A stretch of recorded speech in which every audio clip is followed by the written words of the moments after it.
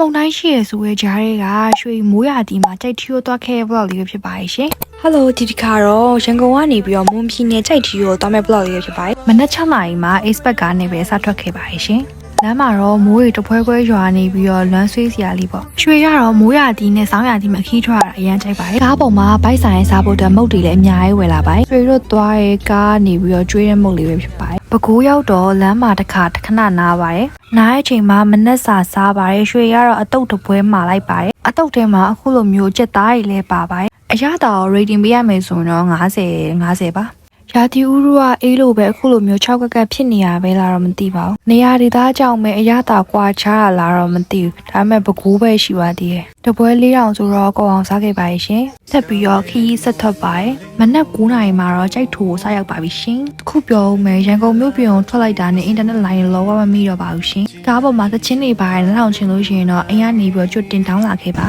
ခုကတော့တောင်ချေကကမွန်းစကောင်းကိုစားရောက်ပါပြီလမ်းတောက်လျှောက်မှာဈေးတွေရောအများကြီးပဲရောက်တာတော့10 နာရီကျော်လောက်ရောက်သွားပါရဲ့အရန်ဟင်းလေးပွဲနဲ့အသားဟင်းတပွဲထမင်းအဝစား1000ပေးရတဲ့ဆိုင်မှာစားခဲ့ပါရဲ့စိုက်ကြီးရွာဆိုင်တော်တော်များအဝစားတွေပါပဲဈေးတွေကတော့ပုံမှန်8000တောင်းပါအရန်ဟင်းတွေကတော့ချက်မောင်ကျော်ပဲပုတ်စစ်ကျော်ဒီဟာလေးကတော့ဝေးသီးကျော်လာမသိတိုးမြုပ်တွေကအခုလိုအစုံပါတယ်ရွှေကတော့အသားဟင်းကိုစိတ်ကလေးစားနဲ့စက်သားဟင်းကိုမှားလိုက်ပါရဲ့ရှင်အရင်ဟင်းကတော့မြစ်ချင်ဟင်းပါပါရဲ့ဈေးကတောင်းပေးရရဲ့ဆိုပေမဲ့သူအရသာနဲ့သူကတော့စားရတာအဆင်ပြေပါတယ်ပြီးတော့ချမောင်ကျော်လေးကလည်းအဆက်ဟက်တော်တဲ့ရွှေစားခဲဆိုင်ကတော့တောင်ချေရရင်ပြုံးရွှေကတော့ဗိုက်စာစာနဲ့စားလိုက်တဲ့ထမင်းသုံးကန်ကုန်သွားပါတယ်ရွှေထမင်းစားပြီးတော့ရရောက်ကျင်သွားခဲ့ resort လေးကတော့ကြိုက်ထီရောတောင်ချေမှာရှိပါတယ်ဒီ hotel လေးကိုရွှေအရန်ကြိုက်လို့ဖုံးဆက်ပြီးတော့ booking ယူထားပါဘေးပတ်လေမှာတောင်တန်းကြီးတွေ့ရပြီးတော့ view ကလည်းအရန်လာပါတယ်ရွှေယူထားတော့ဘန်ဂလိုအခန်းလေးပါဒီနေ့ကတော့ခရီးလဲပန်းလာဆိုတော့ hotel မှာပဲအေးအေးဆေးဆေးနားလိုက်ပါအောင်မယ်ရှင်နောက်နေ့မှာကြိုက်ထီရောတောင်ပေါ်သွားပါမယ်